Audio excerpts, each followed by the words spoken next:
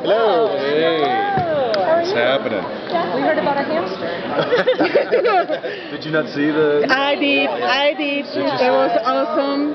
I thought you and Jared were going to fell off the chairs. Oh man, the whole panel was in tears of laughter. And so you Those finally are got good rid of- tears, good tears. Whenever their laughter like that, that's fun. We managed to get rid of the mark, but now we've got a whole Yeah, other bundle of the mark is trouble. gone, and of course with that comes double trouble. So. So we find ourselves now in the wake of what happened last season, and something has been released in the world, and we have to figure out what that is, how far its reach is, and how we're going to fix it. One of the things I really like about it is it's kind of going back to an original format of having both brothers, unaffected. Meaning not drinking demon blood, not with a mark of pain on their arm, just the Sam and Dean as Sam and Dean, and fighting a common cause and a common target. And I'm anxious to see how that how it gets back into that and what that means for the show. I think it's a good formula. Jeremy told us about the Impala episode 4. Yeah, and I'm excited about that. how excited are you? Although, I've watched that movie Locke. I don't know if you guys have seen that. Amazing. Yeah, and fantastic movie. But then I've also seen the movie Barry. Right. Ryan Reynolds. With Ryan Reynolds. And all I wanted to do, even with the Ryan Reynolds movie, it was great. I think Ryan did a great job. But all I wanted to see was just a shot of the desert. Like, just get me out of the box for a second. Like, just give me an establishing shot, and then we can go back into the box. And of course, it never happens. And so I felt a little claustrophobic. But with Locke, it was. I never would have imagined that an hour and a half movie, sitting 90 minutes in a car, would have been as interesting as it was. So.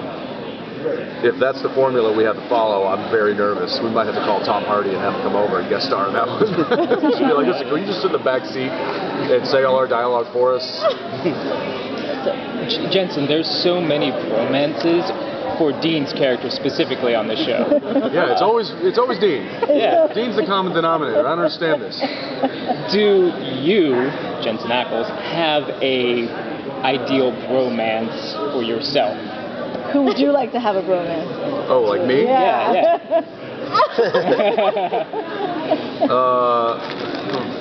I don't know. I will say Even that if it's a fictional character. I will say there's some. Well, I just mentioned Tom Hardy. He's certainly somebody that I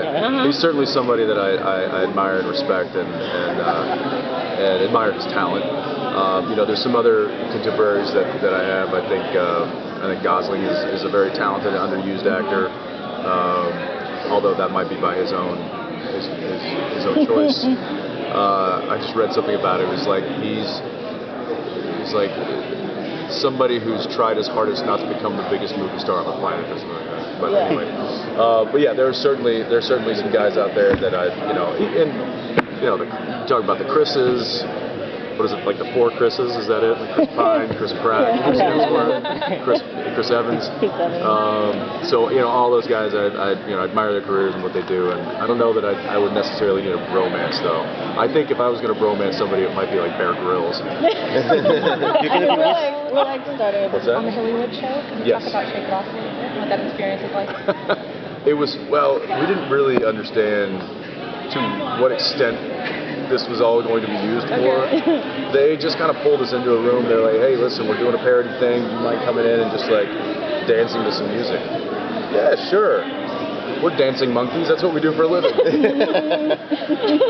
and I was blown away when I saw it. I think those girls are incredibly talented, and I was happy to be a part of it. So.